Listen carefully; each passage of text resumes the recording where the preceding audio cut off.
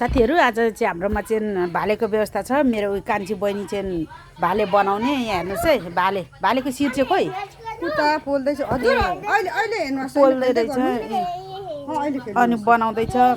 बनाउँदैछु है गाई चाहिँ हेर्नुहोस् है। ल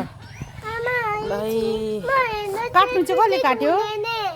अर्कै मान्छे ए अँ मैले चाहिँ अहिले यहाँ उयो मात्रै गरेको भुत्लाको ए अँ यहाँ साथीहरू हेर्नुहोस् है, भाले चाहिँ कतिलाई चाहिँ आउनुहोस् है, सुप खानुहुन्छ भने यहाँनिर कुन ठाउँमा आउनु भनेर कमेन्ट गर्नुहोस् कि म भनिदिइहाल्छु तपाईँहरूलाई। ल यहाँ हेर्नुहोस् दामी के लाउँछ। कसैकोमा कुखुरा बनाउनु छ भने पनि बोलाउँदा हुन्छ है साथीहरू। यहाँनिर कमेन्ट गर्नुहोस्। काट्नु अघि मलाई बोलाउनु म आइहाल्छु।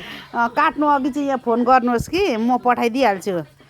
यहाँनिर तपाईँहरूले कमेन्ट गर्नु न, मेरोमा काट्ने हो भनेर भन्नुहोस् अनि यसो छोड्नु न म्यासेज तपाईँहरूलाई।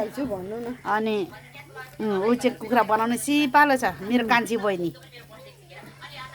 अनि उसको पनि छ दुर्गा चेम्जोङ, जान सक्नुहुन्छ, उसको प्रोफाइलमा हेर्न सक्नुहुन्छ। सिन्दुरेले बटारेको रहेछ ल। सिन्दुरेले पनि बटारेको छ। लु सिन्दुरे पोला त यसको सिन्दुरेको दबाई गर त, आगोमा लायो भने दामी हुन्छ यसको दबाई।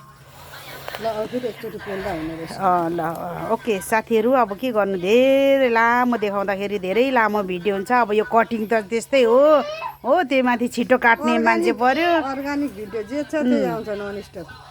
अर्ग्यानिक हो यो। यसको त घाँटी पनि लामै थियो जस्तो छ हौ, हेर्नुहोस् त। यति तिम्रो घाँटी सकिसक्यो मोटाएर होइन, यसको त लामै छ।